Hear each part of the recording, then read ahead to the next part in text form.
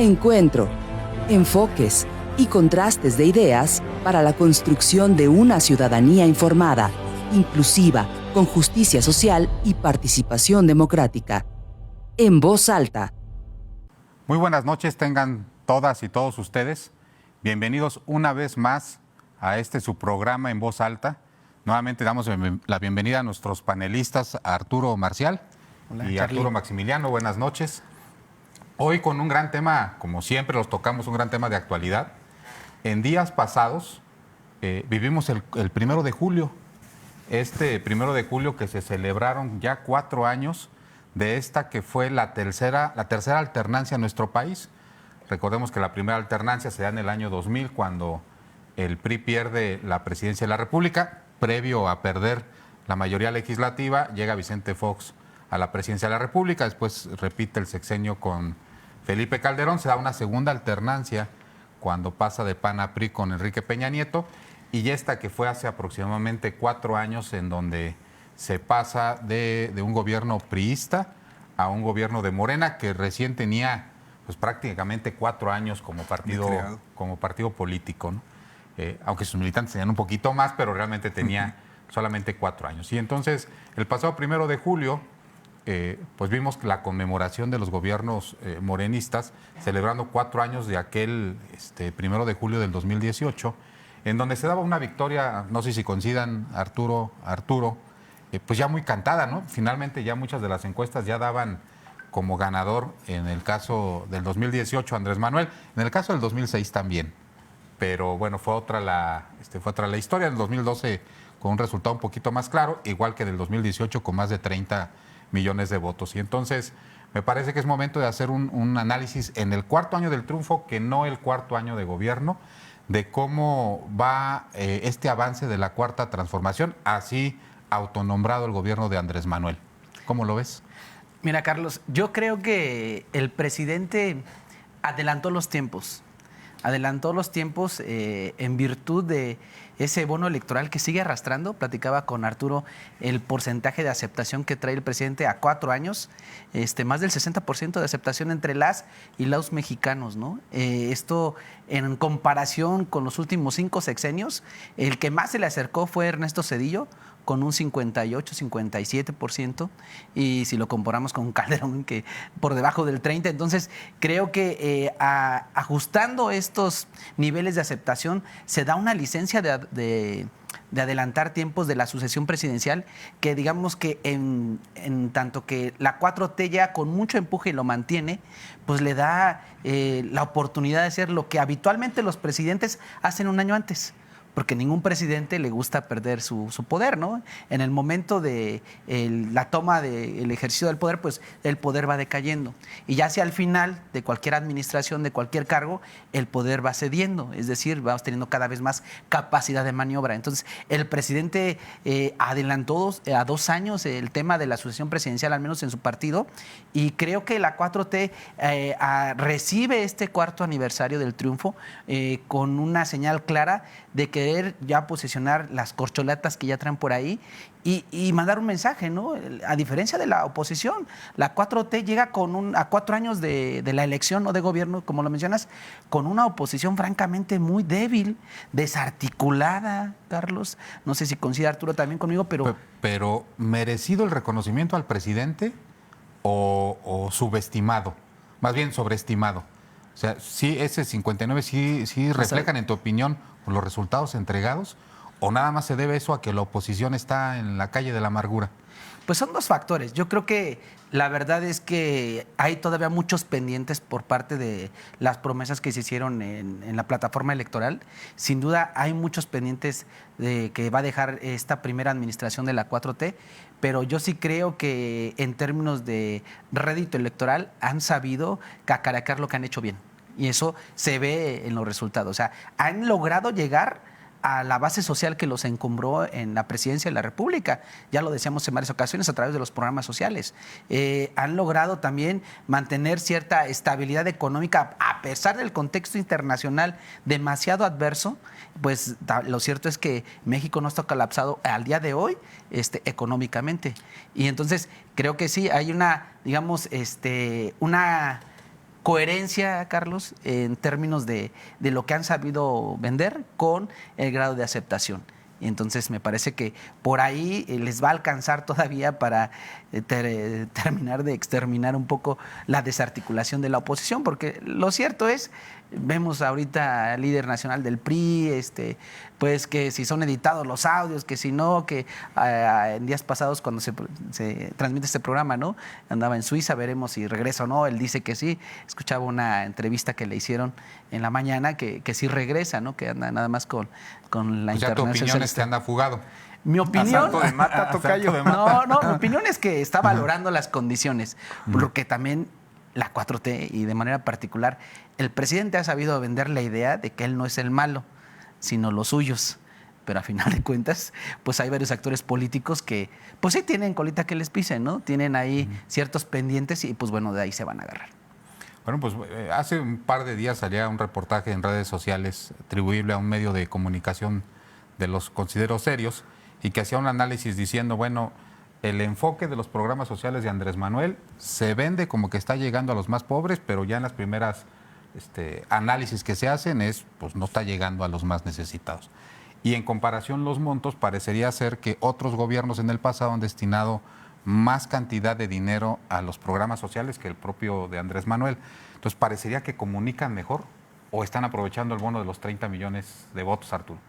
Sí, fíjate que me voy a rezar un poquito, pero nada más para no desviarme, los programas, pues están al final de cuentas de alguna forma segmentados sectorialmente hablando. O sea, por ejemplo, el de los adultos mayores no hay un límite en realidad, no hay una... No está restringido para ningún sector socioeconómico. Cualquier persona que tenga arriba de la edad con la que puedes tú acceder a este apoyo, pues está en su derecho de hacerlo. Es decir, no es excluyente en ninguna clase social. Entiendo que el apoyo también para los discapacitados cumple con esa condición, lo cual se me hace bastante positivo, ¿no? A final de cuentas. Pero sí, claro, es muy importante en los segmentos pues más necesitados. Y bueno, yo creo que lo vivimos, Charlie, a lo mejor tú también lo pudiste sondear, el agradecimiento tan fuerte que se tiene en varios segmentos de la población, particularmente estamos hablando en el caso de adultos mayores, porque en varios lugares donde pude yo platicar con algunos de los beneficiarios, durante la campaña me decían, si no tuviera este ingreso, no tendría manera de sobrevivir. Entonces, yo creo que es de ese nivel de impacto. Y hay que recordar que además no es que esta puede ser parte de esta trascendencia, transformación, institucionalización, como le querramos llamar, que ya son programas que están incluidos en la Constitución por nombre y apellido. Entonces, moverlos pues va a ser difícil. Yo quiero ver quién es el valiente, por nombre o por partido, que se aviente el tiro de quitarlos, ¿no? O sea, ahí ya tienes un planteamiento, ¿no? La izquierda se tardó en llegar. Parecía que la izquierda llegaba primero que la derecha, pensando un poquito en ese tipo de programas. Hablábamos de este planteamiento de elección fraude del 2006 que habla el presidente,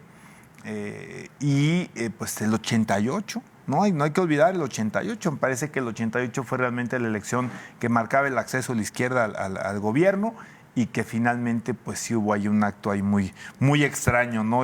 Lo que sucedió en esta campaña con Cuauhtémoc Cárdenas. Pero bueno, ahí está ya un presidente que es popular, que ha concretado algunos de sus planteamientos, donde nunca mintió, por cierto. El presidente López Obrador es muy transparente con respecto a lo que va a hacer. O sea, hace lo que dice. Hay un librito que salió antes de que empezara la campaña. La verdad es que ahorita no recuerdo el nombre de memoria, sino ahorita le damos una googleada. Pero es la ruta con paso 1, 2, 3, 4, 5, 6, 7, 8, 9 y 10 de lo que ha hecho en el gobierno. ¿El proyecto alternativo de Nación? Me parece que sí. Es no sé si el libro como tal se llama así, pero me parece que sí. Entonces, pues es una narrativa realmente de lo que ha sido el sexenio, ¿no? Tanto en lo económico, en lo social, en los replanteamientos de algunos sectores, como el propio sector energético, el sector eléctrico. Y bueno, ahí habría a lo mejor que sopesar la popularidad del presidente y también meter un componente que tiene que ver con la popularidad o la aceptación o la calificación del gobierno o de los programas de gobierno, ¿no? Que a lo mejor no necesariamente van de la mano. Van de la mano. Pero bueno, a final de cuentas, sí parece ser que hay alguna vinculación entre el hacer del presidente, sus posicionamientos, su estilo de gobernar, su estilo inclusive de esta parte de la austeridad personal, que en algunos casos se ha transmitido a la parte también del quehacer de gobierno de propiamente la administración, pero todo esto parece que rinde. Es un gran comunicador. Ahora que se peleó con Alarraqui, ¿no? Yo decía, híjoles, la verdad es que el presidente, en términos de comunicación, pues sí le pone una arrastrada a Alarraqui. Es un genio posicionando conceptos. Hoy estamos hablando de la 4T, ¿no? De la famosa cuarta transformación, el cuarto año de gobierno de esta transformación, pero hay que recordar ahora las corcholatas, el avión que no lo tenía ni Obama, vamos al despeñadero, ¿no? Ha sido una persona que ha sido capaz de comunicar tanto en términos sencillos como en términos pegajosos. Y también el gobernar tiene que ver mucho con este tema de la comunicación, con una clara, un claro auditorio, ¿no? Creo que el presidente tampoco ha, de alguna forma, tratado de ocultar a quién le habla básicamente desde estas mañaneras. Y creo que hay quien dice que es al segmento electoral, ¿no? Pero que lo apoya. Pero me parece que sí es a las clases más bajas y a las clases que tienen menos capacidad de entender los quehaceres del gobierno, que a veces están llenos de tecnicismos y de complejidades que el presidente parece ir traduciendo tanto en lo que hace, lo que está a favor y lo que está en contra. Pues yo tengo otros datos, ¿no? Citando las frases. No, realmente ha tenido cosas buenas el sexenio. Yo siempre le he reconocido cosas como cuando inicia el sexenio, que a veces se nos diluye en los comentarios, el tema del combate a la corrupción.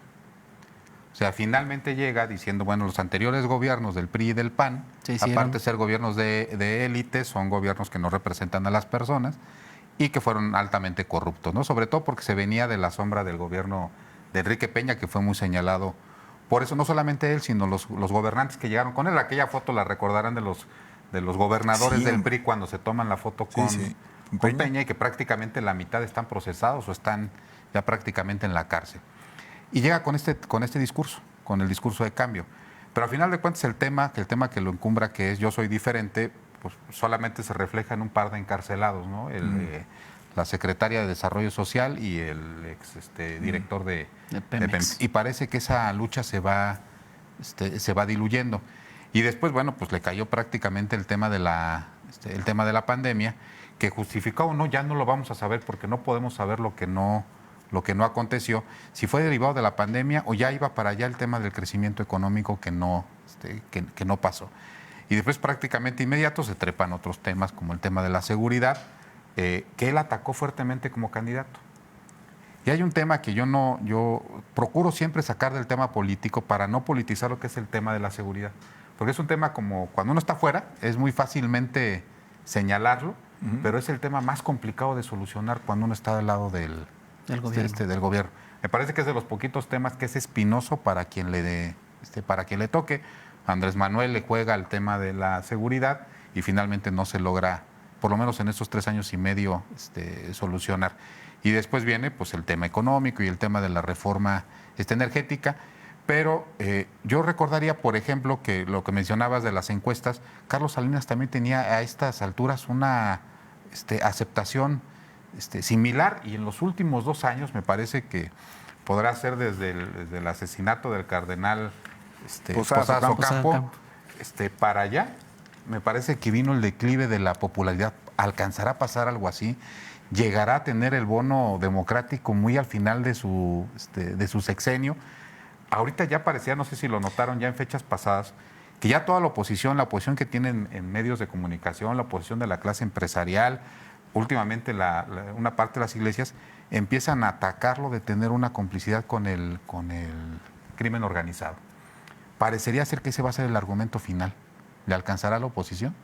Yo creo que no. La oposición, francamente, digo, no se necesita ser futurólogo, es decir, no es porque le hagamos a adivinar el futuro, pero haciendo un análisis de la composición, de la narrativa, de la poca estructuración y articulación de la oposición, me parece que no les va a alcanzar. Yo creo que a los que sí les tocaba posicionar una figura a estas alturas, era la oposición y no al gobierno y a su partido. Y sin embargo, la oposición, yo la verdad todavía no veo una figura que articule realmente una oposición real y que les pueda dar batalla a Morena en las presidenciales. ¿Pero por qué no hay? O sea, ¿por qué no ha salido una persona que diga yo lo enfrento? Y yo tengo mi propia teoría, Pues, venga. Pero ¿por Venga, qué, Charlie. ¿por qué crees que nadie salió a decir yo le entro? Pues por miedo para que no le saquen unos audios, podría ser. Hay algunos que tendrán cola que les pisen y es muy complicado. A mí me decía un político además muy querido, muy experimentado, me decía, si tienes la cola sucia, no asomes la cabeza.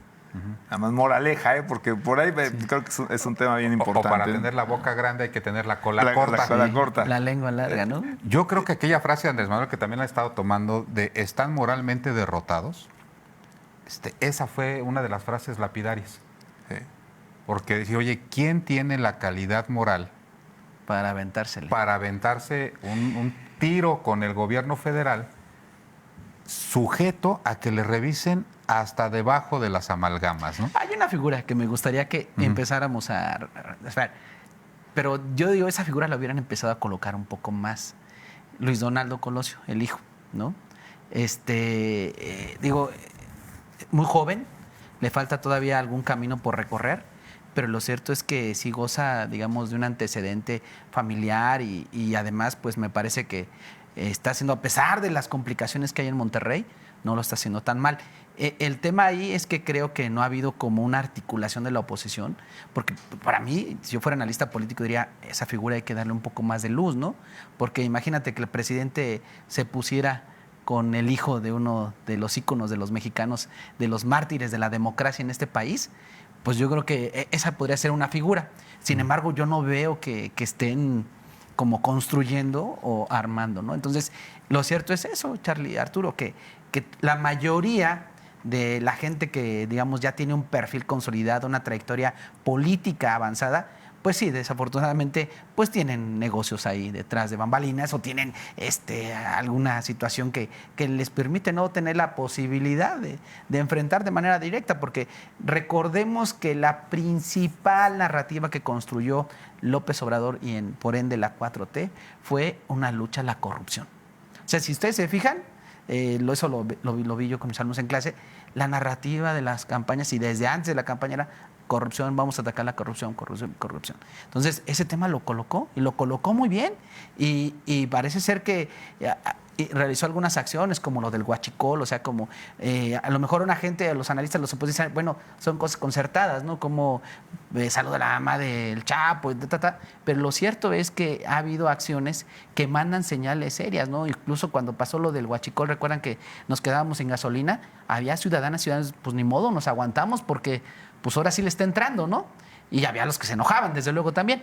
Entonces, a mí me parece que ha sido eso, Charlie, que no ha habido una figura, que no hay una figura que articule a la oposición y que tenga la solvencia moral para ir en contra de la narrativa que se estableció desde la 4. Y el argumento, ¿no? O sea, ¿cuál es pensando, o si quieres en mercadotecnia, cuál es el eslogan? O sea, ¿cuál sería? ¿Cuál es el planteamiento? ¿Cambio?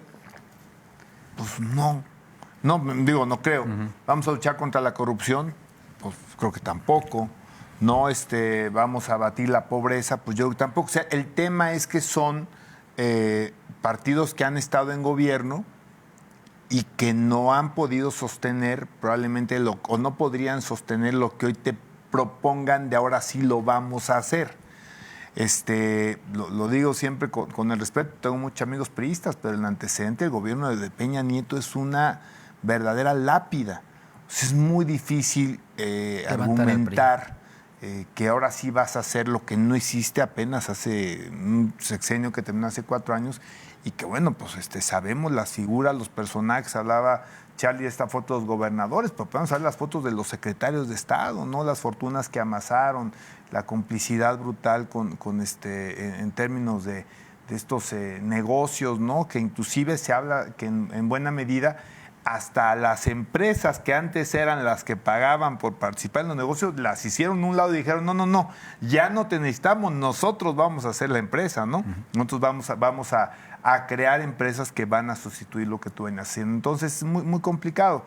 Y en el caso del PAN, pues que tuvo 2 sexenios, que también entra como un proyecto como de liberar a México del PRI en su momento, de un cambio radical a las formas de hacer gobierno, y que hay una crítica muy fuerte porque muchos de estas situaciones enquistadas, donde había poderes de facto, tanto en el sector empresarial, sindical y algunos otros, pues se quedaron, ¿no? Inclusive algunos podríamos decir que se empoderaron aún más.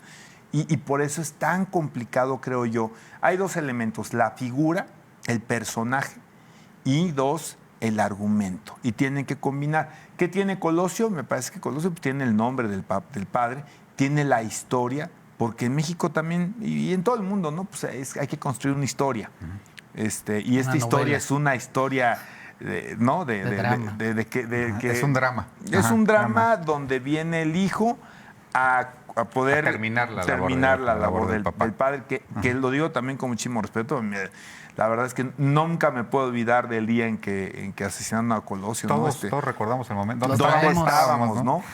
Pero en realidad es más la leyenda que se construye por ser un candidato malogrado porque realmente fuera un hombre de grandes logros, ¿no? Pero ahí está, así es la idiosincrasia, así somos, es el sentimiento, es una serie de elementos y bueno, pues ahí está finalmente esta posibilidad. Creo que le falta el argumento. Yo difiero mucho, tengo amigos en Monterrey, difiero mucho de este planteamiento, con todo respeto, Cayo, parece ser que pues está en la apenas medianía, sin un planteamiento de mucha transformación, quizá más involucrado en la problemática general de Nuevo León, que ha sido compleja de arranque, y pues sin un sustento no solo de logros, inclusive a lo mejor hasta de experiencia propia en el manejo del gobierno, ¿no? Entonces, pues estaría sustentado todo en el apellido, ¿no?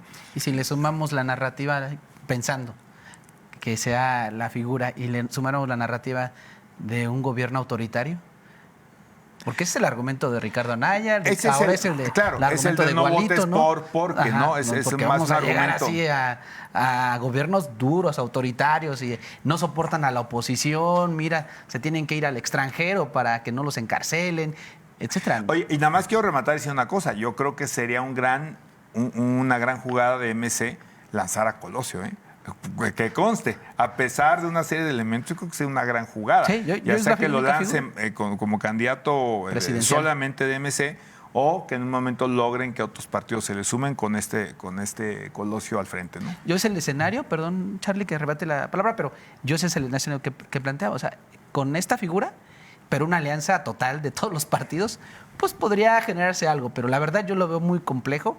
Hay egos muy, muy grandes en los otros partidos, ¿no? La gente del PAN no tan fácil va a ceder la cabeza presidencial, o sea, la cabeza de la candidatura, me refiero, ¿no? En el PRI, pues no tienen mucho que hacerse, entonces el PRD, pues también ya va en declive, y los otros partidos, pues bueno, yo creo que harían muy bien si a la cabeza se planteara un proyecto con Luis Donaldo Colosio y una narrativa. Y pues no sé si les alcance, pero ahorita en este momento me parece que no. Yo creo, ojalá puedan guardar este programa, pero yo creo que lo van a guardar. O sea, yo creo que lo van a crecer. Me parece que el Movimiento Ciudadano ha estado tomando el camino para decir, yo quiero caminar solo en este proceso, y ese es uno de sus activos. También lo era Samuel García. Y Enrique Alfaro en su momento, ¿no? Parecía que iba solo. ¿no? Pero parece ser que el ejercicio de poder los ha estado a unos desgastando más rápido que a otros. En el caso de Jalisco, digamos que lo que llevaba de avance, los últimos año y medio ha ido en declive. Y en el caso de Nuevo León, pues faltaron, creo que 6 meses o 7 meses para demostrar la desesperación que a veces ya representa el gobernador de Nuevo León, de que no puede resolver los temas de política pública. Y yo creo que a Colosio, conforme vaya pasando los años, se le va a ir noteando las cuarteaduras de las administraciones. Lo puede hacer muy bien y encubrarse, pero lo que todo parece indicar es que va a suceder exactamente lo contrario. Pero puede llegar más maduro al siguiente proceso. O sea, lo guardan y... Lo guardan. En yo 8 creo años. que MC puede decir, después le arrebata la bandera del cambio a Morena, así como Morena se lo arrebató al PAN. O sea, recordemos que cómo construye su narrativa a Morena, la construye diciendo, bueno, pues es que la verdadera cambio no vino con Vicente Fox en el 2000. Y entonces no hubo cambio, hubo una continuidad. Ya no le llamaba de partido, le llamaba de grupo, de la mafia en el poder. La esperanza de México. Entonces, ya no decía, pues ese, y ya construyeron el PRIAN en forma narrativa. Dicen, son lo mismo y entonces no ha habido alternancia, entonces yo soy el cambio, ¿no? ¿Qué están haciendo ahorita con algunos con Morena? Diciendo, bueno, pues es que el PRI es Morena y entonces si el PRI es el PAN, entonces es el PRI, PAN y Morena, entonces es lo mismo, entonces yo soy el verdadero cambio, ¿no? Y ahí van a traer a los ciudadanos para ver. Yo coincido con Arturo en el sentido de que no se ha posicionado una figura, porque no hay quien resista lo que resistió Andrés Manuel 18 años, ¿eh? Que fue un escrutinio de todo. Cuando dicen, lo dicen en forma peyorativa, dicen, no tiene cuentas bancarias o no tiene tarjeta de crédito, pues eso no es casual, ¿no? Si hubiera tenido una cuenta bancaria o una tarjeta de crédito, ya le hubiera llegado cualquier, inclusive hasta un depósito. Claro. Sí, le hacen un depósito ahí extraño. Y después, a ver, regrésalo. Y lo saca, ¿no? Bien. ¿De dónde recibió 3 millones? La transferencia de ella, todos sabemos que quienes manejamos cuentas siempre estamos sujetos a ello, de que llegue una transferencia a una empresa extraña y que uno pues no tiene defensa contra ello. O sea, fue excesivamente cuidadoso con este asunto. Situación que, por ejemplo, le criticaban a Ricardo Anaya, ¿no? Dicen, Andrés Manuel siempre construyó la idea de ser candidato a la presidencia de la República y por eso se cuidó desde antes. Y Ricardo Anaya no. Dice, nunca tuvo ese alcance y por eso fue descuidado en el proceso de la construcción de su patrimonio. Quizá porque se cuenta a veces o se piensa que tienes que eso es la parte, hablando de la transformación, este sistema político donde se cuidan entre ellos, ¿no? Y entonces sí, bueno, sí hice, pero otros también hicieron, y entonces yo no me llevo mal con ellos, y bueno, sabemos que tenemos trapitos sucios y entonces no nos vamos a sacar los trapitos sucios. Nadie escupe para arriba. Nadie escupe para arriba. Entonces yo creo que esa fue un poquito la lógica y quizá el presidente fue más visionario y dijo, no, yo me voy a mantener en esta lógica de ser un tanto cuanto impoluto, pero me parece que además lo hace por convicción. Eso no tengo la menor duda. O sea, que el presidente no tiene una aspiración patrimonial, yo creo que está más que claro, ¿eh? Yo no sé fuera de él, el propio presidente lo dice. Yo solo respondo por mí, por mi hijo menor. Pero yo no estoy hablando de nada más. Pero en lo que toca al presidente, no lo veo con un tema de una aspiración patrimonial, no de una construcción de un patrimonio, de generar ahí recursos. Esa es la parte que yo sí creo de Andrés Manuel. O sea, que él en lo personal no tiene una ambición material de, como él le llama, ¿no?, de la vulgaridad del dinero, ¿no? Tiene algo superior, que es el poder, ¿no? Claro. Vamos a ver cómo renuncia a él y si finalmente Pero la gente de poder no es fácil que renuncie al dinero, a la tentación del dinero. Y creo que esa parte, yo sí creo que en el presidente ya está superada.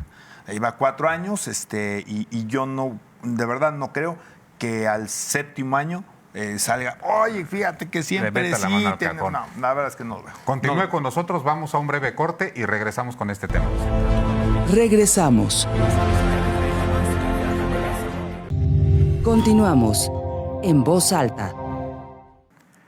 Gracias por continuar con nosotros. Continuamos en esta mesa de análisis y debate a 4 años del triunfo de Morena en la presidencia de la República. Comentábamos antes de irnos al corte el tema del combate a la corrupción y que coincidíamos con que creíamos que la figura de Andrés Manuel como presidente de la República ha sido muy cuidadosa en el tema personal, del tema de la honestidad y de no manifestar un interés por el dinero, sino realmente cree en su proyecto de nación. Quiero decir, yo soy un fanático de cómo escribe.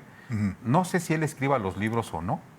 No tengo ninguno de los elementos para poder decir lo contrario, pero este libro que mencionas, que es el proyecto alternativo de nación, que ponemos, yo recuerdo el último antes de que entrara a la presidencia de la República, tiene una parte ideológica muy interesante, que se ha visto reflejada en las mañaneras y que me parece que es lo que le ha faltado un poquito transmitir, este asunto de que el origen de todos los males es nuestro propio materialismo, o sea, el amor a las cosas, el amor al tener y no al ser. Y entonces cuando empieza a articular este discurso de pues un par de zapatos, ropa ahí, un carro, una casa normal y todo, como que va orientada hacia este tipo de filosofía que puede ser base de una política de gobierno, que expresado en palabras de un presidente, pues parecería que está haciendo un llamado a la mediocridad, ¿no? Pero que sin embargo, bueno, pues es toda una teoría. Cosas pendientes, por ejemplo, ¿no? El tema de que México no ha dejado de ser un exportador o impulsor de migrantes. Sí, y fíjate, hijo, sí, Carlos, pensaba en voz alta, perdón, pero la verdad es que sí es preocupante. A ver, hay una narrativa que se construye a razón de la austeridad personal y demás, y que a veces parece que se mandan señales para fortalecer sectores de la sociedad, como por ejemplo el campo, para que eso repercuta, ¿no?, en fenómenos como la migración. Lo cierto es que a pesar de este programa, por ejemplo, de sembrar no sé cuántos árboles en todo México, México actualmente, y lo platicamos en otro espacio, no tiene la posibilidad de ser autosuficiente en alimentos, por ejemplo. Eso nos hace súper vulnerables como país, porque eso al depender digamos, de las importaciones, pues eso va a generar conflictos sociales el día que la economía a nivel internacional fracase. Entonces, creo que de las cosas pendientes, Carlos, que yo veo, es impulsar más la economía interna en términos de el campo, de apostarle más al campo. Sí, hay ya política pública, ya hay programas, parece ser que hay intenciones, pero me parece que falta reforzar ahí algo. La verdad, es muy triste ser testigos de las desgracias que vive la gente en el campo y que se tienen que ir a otros lugares del mundo a buscar oportunidades que su tierra no les da, ¿no? Yo recuerdo hace poquito aquí uno de los compañeros cercanos, ¿no? Platicaba de un compañero de trabajo y que tiene en San Joaquín una huertita de manzanas y muy ricas, por cierto, ¿no? Orgánicas totalmente. Y pues que el apoyo no llega, ¿no? No llega ahí en San Joaquín el apoyo pues para arar ahí. Entonces, pues tenía que renunciar a su trabajo porque no quería perder su huerto de manzanas, su parcela, y el jefe le dijo, no, pues sí, vete un mes lo que necesites y regresa al trabajo. Entonces, me parece, digo, es un ejemplo mínimo, pero que sí es muy ilustrativo de la realidad del campo. Yo creo que ahí es donde la 4T le tiene que apostar más. Yo ahí sí tengo coincidencia con algunos actores políticos que le apuestan a esas ideas. ¿Por qué?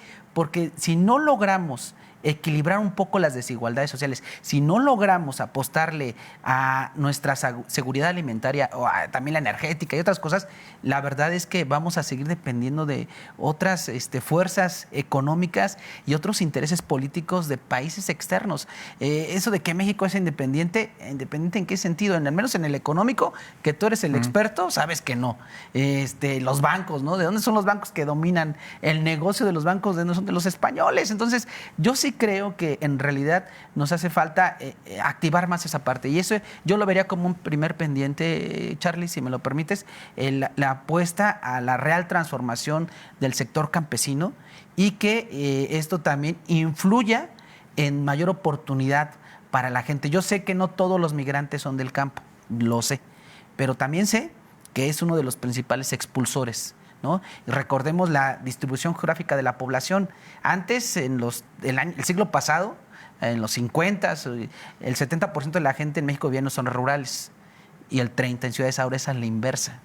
El 70% ya se concentra en zonas urbanas y el 30% en zonas rurales. Y eso implica que donde tenemos la posibilidad de la riqueza del campo, la estamos descuidando. Entonces yo sí veo un pendiente el campo y por ende la política migratoria. Yo sé que Marcelo Ebrard está haciendo un buen trabajo, me parece que es una persona que ha logrado posicionar muy bien los intereses en el extranjero, pero esa parte de los migrantes hay que entrarle por el sistema. Yo, digamos, con sentimiento social, ahorita veo este desafortunado evento en el que varios connacionales perdieron la vida, de que pasan a Estados Unidos en trailers y que desafortunadamente pues los dejaron ahí encerrados en una caja y fallecieron. Ahora que las televisoras han estado haciendo entrevistas, hay una pregunta que es muy recurrente cuando entrevistan a los familiares o los que están hospitalizados o los que desafortunadamente fallecieron. ¿Cuánto ganaba la persona? Y la realidad es que cuando uno escucha los salarios de estas personas que tuvieron que por necesidad de emigrar, pues yo también me hubiera ido. Claro, pues sí. O sea, la realidad es que la desesperación de la esposa, de los hijos, de las condiciones en las que viven, ganando salarios de 1,200, de 600 pesos a la semana en Veracruz, 800 pesos a la semana en Guanajuato, un desafortunado queretano aquí en Pinal de Amoles también con Guajales. salarios bajos. Pues bueno, sí refleja que la situación en algunas zonas del país pues le falta mucho, ¿no? La política migratoria está una parte en la Secretaría de Gobernación por lo que tiene que ver con el traslado de las personas que vienen de Latinoamérica y que pasan por México. ¿Tú cómo observas el tema? ¿Es un tema en el que se ha avanzado, en el que hay algo todavía ahí pendiente? Mira, evidentemente el detonante pues, es la pobreza, ¿no? Y aquí no se trata ni siquiera de disculpar, pero creo que también estas situaciones tan lamentables que vemos ahora con el asunto del camión no son nuevas, ¿no? Las condiciones en las que ingresan a los mexicanos del otro lado, bueno, centroamericanos, pues son justamente estas, ¿no? De meterlos a una caja de un tráiler en unas condiciones espantosas que solo una desesperación como la que estamos platicando, ¿no? De las condiciones de ingresos, el estado de la familia, lo que le puede dar a la familia, pues hace que te aventures una situación tan, de verdad, tan, yo diría, es un albur si vas a cruzar, o en este caso sí cruzaron, pero pues muchos de ellos están desafortunadamente enterrados, ¿no? El tema de la pobreza es yo creo que sin duda el más urgente de resolver, porque tiene que ver con la parte humana, ¿no? La parte humana del gobierno, que debe de procurar justamente pues, condiciones lo más básicas de desarrollo de la gente, salud, educación, vivienda, efectivamente una fuente de trabajo, que en este caso pues, en muchas situaciones puede ser el propio agro. Y por otro lado, la parte económica, que es la posibilidad de que tengan un ingreso digno y que ese ingreso finalmente aporte también crecimiento de la economía. ¿Por qué la economía mexicana no está creciendo más? Pues no hay consumo, ¿no? Esa es la parte toral de toda economía importante del mundo, ¿no? Si no tienes un grupo importante, una masa importante proporcionalmente de gente que tiene capacidades de consumo para ir a un restaurante, para salir a comprar un helado, para irte de vacaciones, sobre todo... O para pedir prestado para gastar. Para pedir prestado para gastar, claro, pero que tengas posibilidad de pagar, ¿no? Entonces, pues va a ser muy difícil que veamos esos crecimientos que queremos. Donde decía que no quería yo caer en el tema de la disculpa. Sí estamos en un sexenio, estamos viviendo un sexenio donde más de la mitad lo ha vivido en pandemia, ¿no? Lo cual no es nada sencillo tomando en cuenta que, sin duda, y si nos vamos a las estadísticas, no tengo la menor duda que gran parte de los países del mundo han tenido un retroceso con respecto al tema de la creación de pobreza, partiendo precisamente de todo lo que ha generado la propia pandemia, ¿no? Sí, sin duda sigue siendo el reto más importante, el más doloroso, el que tiene otro tipo de implicaciones, inclusive que tiene implicaciones con la misma situación de la inseguridad, porque algunos deciden, y esto pues, tampoco es justificación, algunos deciden irse el otro lado, y otros deciden delinquir aquí, ¿no? Porque si esa es la forma como tú puedes llevar alimento a la casa, pues probablemente una desesperación lo va a hacer. Ya hay un grado mayor donde es el exceso.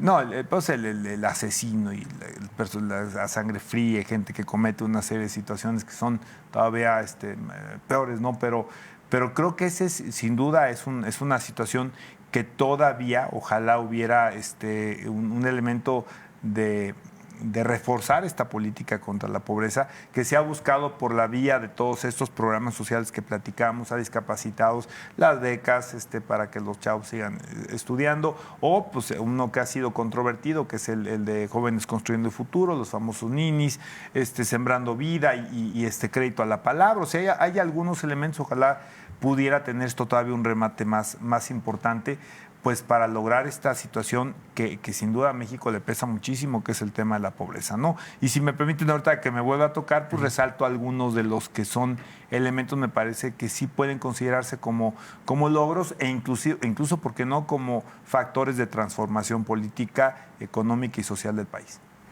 Pues ya hablando la parte que sí, que sí independientemente de que uno lo reconozca, ¿no? Finalmente, yo he sentido también con el tema de los adultos mayores esta transición de programa a derecho, porque antes me decían, bueno, pues es que el apoyo a los adultos mayores ya existía. Pues sí, pero existía como un programa. No como un derecho. No como un derecho. Bueno, entonces ahora está en un derecho y es lo que decía Arturo, que es la universalidad del derecho. Entonces, pues ahora creo que hubo un secretario de Estado que dijo, yo sí voy a ir a cobrar mi pensión del adulto mayor. Pues sí. El señor Slim, cuando llega a los 65 años, va a poder cobrar, ¿no? Ahora que está de moda mencionar a los empresarios en audios, ¿no? Claro. Bayeres y todos ellos van a tener la posibilidad de ir a cobrar su pensión. Quiere decir que está muy difícil que haya una regresividad en los derechos sociales. Los derechos sociales tienen la principal característica que son progresivos. ¿No? Es decir, que no se pueden. Ya no se pueden retirar. Exacto. Sí se pueden, está bien complicado, ¿no? Entonces, la pensión universal, lo que veíamos del outsourcing, que me parece que fue una buena medida, que ya se reflejó en el reparto de utilidades, ¿no? Entonces, al ya no darle la vuelta a los empresarios a través de este sistema de subcontratación, ya hablaba la secretaria del Trabajo de una primavera laboral, que es en este año, que fue la primera ejecución de la reforma laboral, ya se vieron ahí el tema de los frutos. Esta forma en la que se impregna la honestidad de Andrés Manuel, o la forma austera de vivir, vamos a ponerlo así, a mí sí me agrada. Hace días subía Claudia, la jefa de gobierno, su departamento. Y entonces, pues ha sido controvertido si un político o no debe de vivir en austeridad, o si, como algunos lo llamaron, esa era una crítica a quienes son ricos y si la riqueza es mala por sí sola. No, yo creo que el debate no es ese, el debate es lo que decía Juárez, ¿no? Los que decidan ser funcionarios tendrán que acostumbrarse a vivir en la justa medianía de que les otorga su salario, ¿no? No es que la pobreza sea buena, es que los gobernantes, al vivir de un salario que no les da para amasar grandes fortunas, pues deberían de conformarse con vivir pues en la medianía.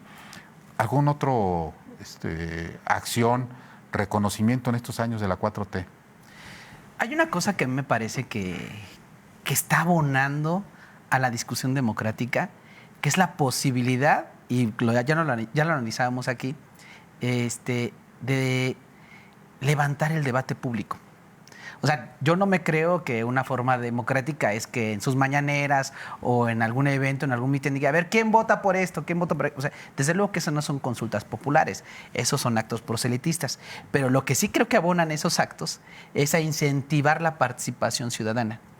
A pesar de todas las,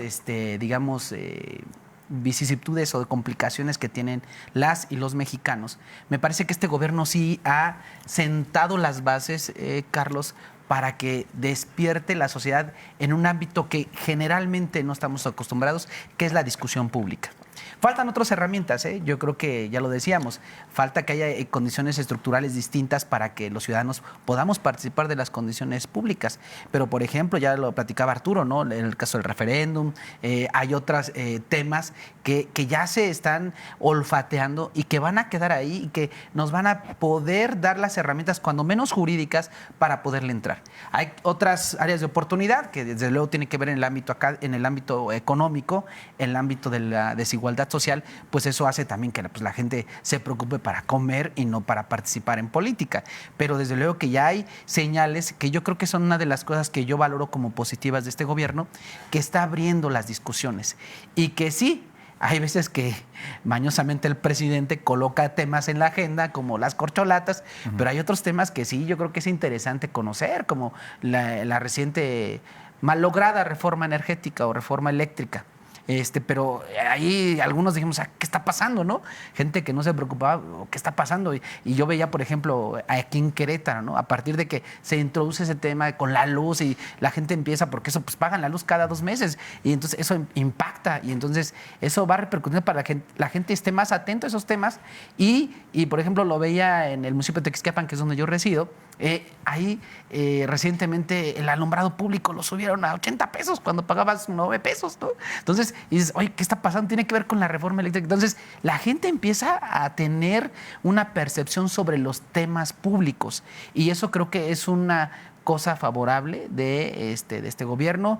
Yo te diría, hay que estar a la expectativa. Esa narrativa de austeridad, o sea, está bien, Carlos, que se vea, porque es muy vendible, muy electorera, pero sí también va acompañada de algunas cosas un poco extrañas, ¿no? Como el privilegio y la opulencia en la que lleven los hijos, ¿no?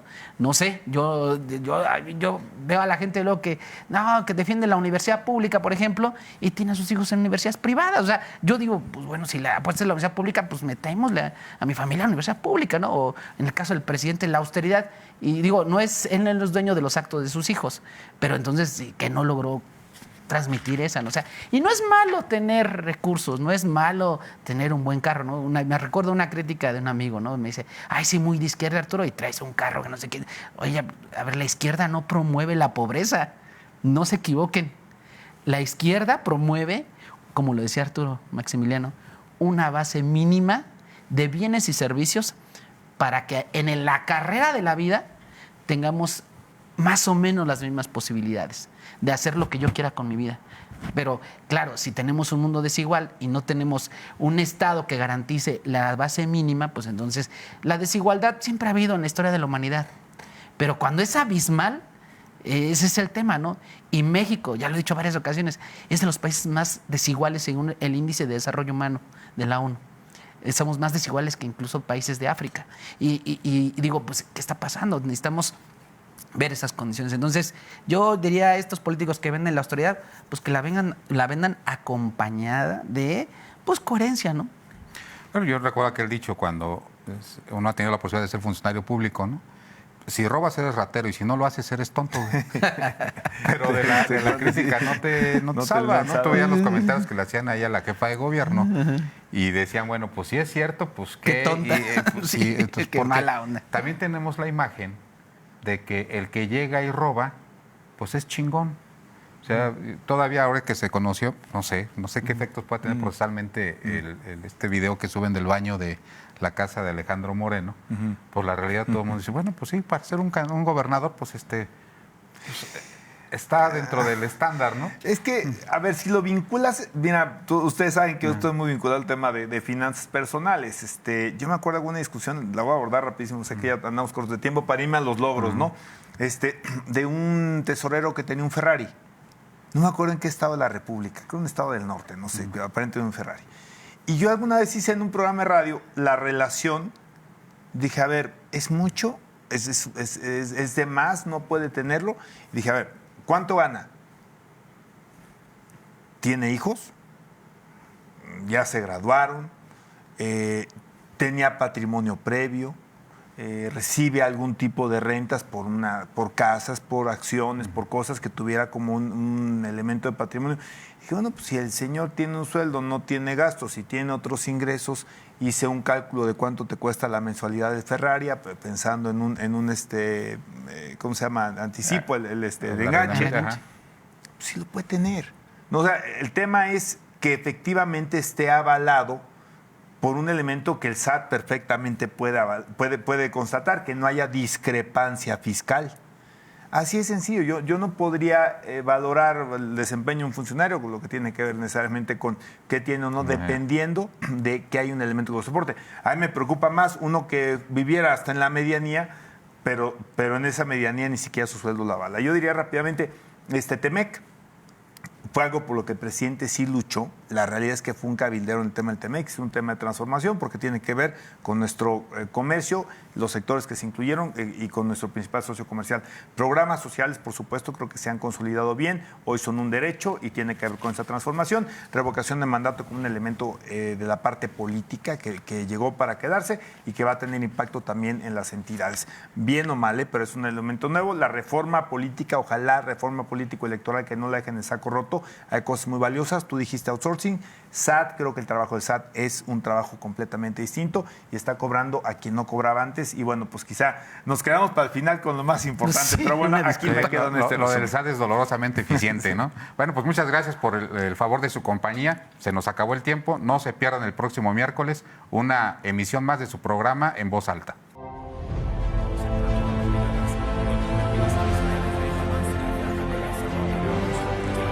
Gracias por acompañarnos en esta emisión. Esto fue En Voz Alta.